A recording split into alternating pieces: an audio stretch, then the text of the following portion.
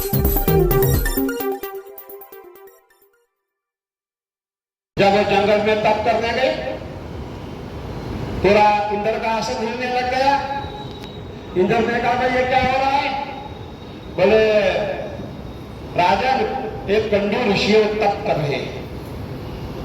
इंद्र को चिंता लगी, कहीं जो कंडू ऋषि जो है कहीं मेरा आसन न मांगे। पूरी देवताओं की सभा बुलाई गई, क्या किया जाए? अग्नि को भेजा जाओ, इसका तप खंडित करो। अग्निदेव वहां पहुंचे, अग्नि प्रज्वलित हो गई, आग ही आग लग गई, लेकिन कंडू जी जो है तपस्या से नहीं उठे। अग्निदेव वापस आए, बोले राजन उसने नहीं माना, वो तपस्या में लीन है। वो शाम को उठता है, शाम को 2 रोटी खाता है और सुबह ब्रह्म मुहूर्त में उठ करके सूर्यास्त को तपस्या करता है। मेरी अग्नि जो है कार्य नहीं कर पाई, मुझे क्षमा करो। बोले वायुदेव को भेजो। वायुदेव पहुंचते हैं, वायुदेव ने पूरा आंधी तूफान बचाया, लेकिन कंडू ऋषि हिले नहीं, वो भी फेल हो गए। कंडू ऋषि वापस आए, बोले राजन मैं कुछ नहीं कर पाया।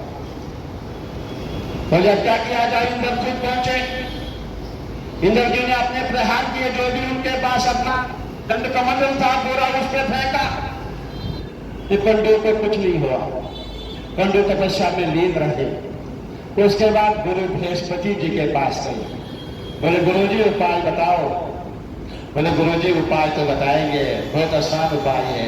ये कलयुग के लोग हैं, इनकी कमी है नारी, इनकी कमी क्या है? नारी। तो क्या किया जाए? बोले उसकी तपस्या भंग करनी है। जैसे विश्वामित्र की तपस्या भंग हुई थी, वैसे कंडू ऋषि की तपस्या भंग की जाए।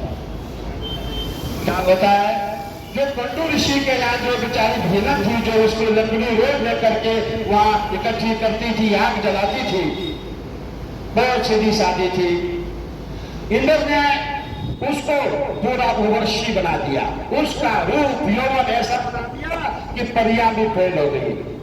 कंडू जी उठे, बोले भाई वो कहां गई जो यहाँ मेरी सेवा में थी? वो तो अप्सरा लग रही है। बोले ये क्या? कंडू ऋषि ने शादी कर ली, शादी कर ली, शादी करके कई साल बीत गए। वो जो महिला थी वो बड़ी अच्छी थी, वो सात्विक थी।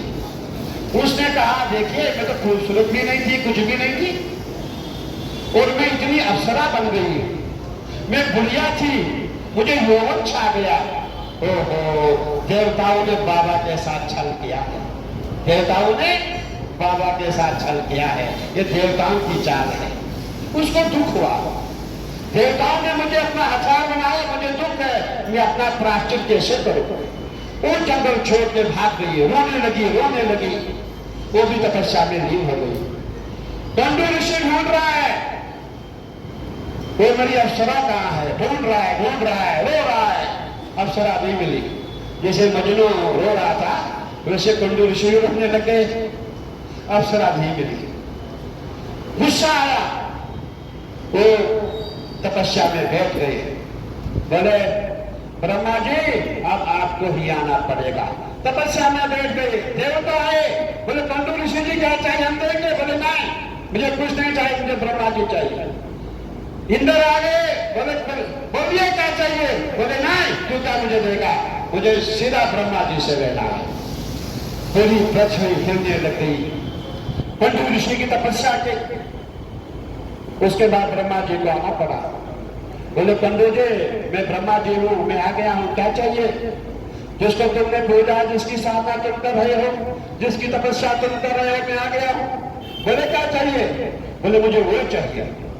मुझे क्या चाहिए? वो चाहिए। बोले वो क्या चाहिए? ठीक है मैं तुम्हें पृथ्वी का राज दूंगा। बोले नहीं ब्रह्मा जी मुझे वो चाहिए। बोले भाई वो क्या है फिर? ठीक है तुम मोक्ष मांग रहे हो ना, मैं तुम्हें मोक्ष दूंगा। बोले नहीं मुझे वो चाहिए। बोले अरे भाई वो कौन है? बोले मुझे वही चाहिए जो भाग गई है।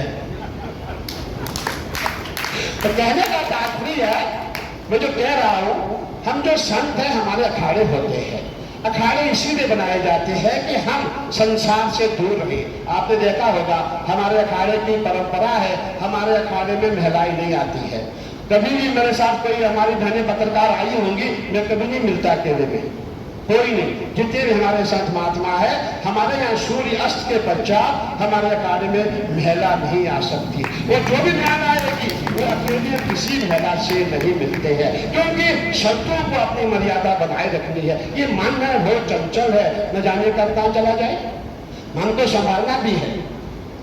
इसीलिए मैं यही कहना चाहूंगा, जो संत है, संत बनना आसान नहीं है, मन को बहुत मारना पड़ता है। हम भी चाहते हैं पैंट शर्ट पहने, हम भी चाहते हैं हम भी अच्छा अच्छा खाएं, हम भी चाहते हैं हम भी फिल्म जा करके फिल्म देखे, लेकिन नहीं, मर्यादा है। हमने भगवा पहना है, हमें इसकी मर्यादा रखनी है।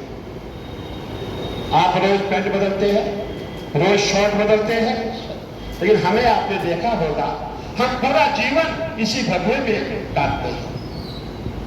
इच्छाएं सबकी होती है, इच्छाओं को दबाना पड़ता है। कहने का मेरा भाव ये था कि संत बनना इतना आसान नहीं है, संत बनना बहुत कठिन है। अपनी पत्नी को आप धमकी ना दें कि मैं जा रहा हूं बाबा बनने, बाबा बनना बहुत मुश्किल है। बहुत बहुत आशीर्वाद साधु भाई।